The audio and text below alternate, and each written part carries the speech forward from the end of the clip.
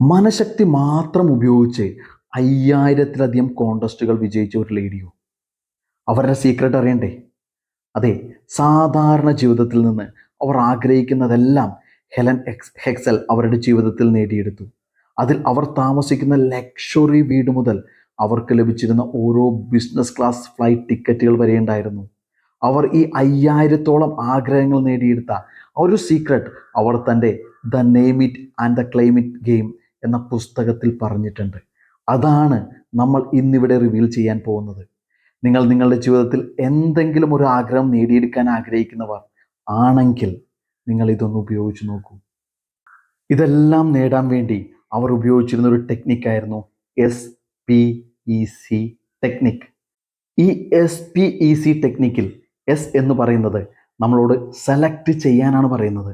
നമുക്ക് വേണ്ടത് എന്താണ് എന്ന കാര്യത്തിൽ നമ്മൾ വ്യക്തത വരുത്തുക എന്നുള്ളതാണ് ഇതുകൊണ്ട് ഉദ്ദേശിക്കുന്നത്. നമുക്ക് വേണ്ടത് പണമാണെങ്കിലും കാറാണെങ്കിലും വീടാണെങ്കിലും എങ്ങനെയുള്ള വീടാണ് വേണ്ടത്, എങ്ങനെയുള്ള കാറാണ് വേണ്ടത്, ഏത് നിറത്തിലുള്ള കാറാണ് വേണ്ടത്, ഏത് ബ്രാൻഡിൻ്റെ കാറാണ് വേണ്ടത്, എന്തെല്ലാം ഫീച്ചറുള്ള കാറാണ് വേണ്ടത്, ഇതിലെല്ലാം വ്യക്തത വരുത്തുക എന്നാണ് ഇതിൽ ഉദ്ദേശിക്കുന്നത്. നമുക്ക് ഒരുപാട് ആഗ്രഹങ്ങളുണ്ട്. പക്ഷേ നമ്മൾ നേടേണ്ട വസ്തുവിനെക്കുറിച്ച് ഇതുപോലെ നമുക്ക് വ്യക്തത ഇല്ലാത്തത് കൊണ്ടാണ് പലതിനെയും നമുക്ക് നമ്മുടെ ജീവിതത്തിൽ എത്തിക്കാൻ സാധിക്കാത്തത്. അതുകൊണ്ട് ഇന്ന് നിങ്ങൾ നിങ്ങളുടെ ആഗ്രഹത്തെ ഇതുപോലെ വ്യക്തത വരുത്തി എഴുതി വെക്കുക. അടുത്തത് P ആണ്. P എന്നതുകൊണ്ട് ഉദ്ദേശിക്കുന്നത് പ്രൊജക്റ്റ് ഇറ്റ് എന്നാണ്.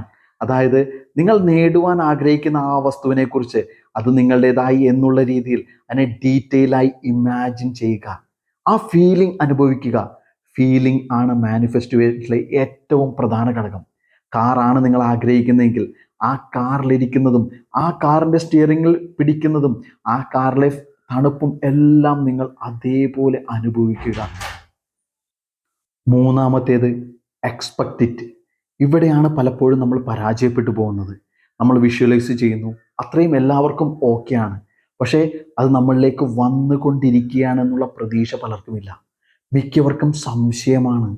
ഈ സംശയം മാത്രമാണ് നമ്മൾ ആഗ്രഹിക്കുന്നത് നമ്മളിലേക്ക് എത്തിക്കാത്തത്. നമ്മളൊന്ന് ചിന്തിക്കുക, നമ്മൾ ആഗ്രഹിക്കുന്നത് വരില്ല എന്ന് നമ്മൾ പ്രതീക്ഷിക്കുന്നുണ്ട്, അതുകൊണ്ട് നമുക്ക് യാതൊരു ഗുണവുമില്ല.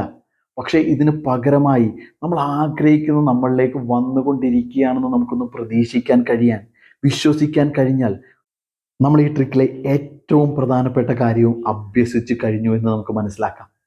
അടുത്തതാണ് കളക്ട് ഇറ്റ്. അത് നിങ്ങളുടേതായി എന്നുള്ളൊരു വിശ്വാസം നിങ്ങളോടൊപ്പം കൂടി കഴിയുമ്പോൾ അതിൻ്റെ സന്തോഷവും നിങ്ങൾക്ക് അനുഭവിക്കാൻ പറ്റും. നിങ്ങളുടേതായി എന്നുള്ള ആ ഒരു സന്തോഷം നിങ്ങൾ അനുഭവിച്ചു തുടങ്ങുമ്പോൾ നിങ്ങളുടെ ജീവിതത്തിൽ പിന്നെ നടക്കുന്നത് മിറാക്കിൾസ് ആയിരിക്കും.